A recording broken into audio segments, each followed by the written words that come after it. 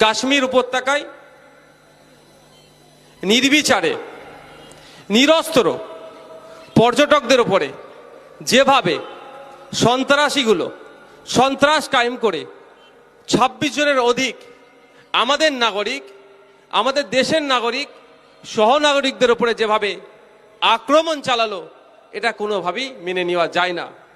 ওই বিষয়ে আমি গুটি কয়েক কথা বলবো, কিন্তু দুর্ভাগ্য আমাদের এটাই, দেখছি গত রাত থেকেই সোশ্যাল মিডিয়ায় সাম্প্রদায়িক উন্মাদনা ছড়ানো হচ্ছে।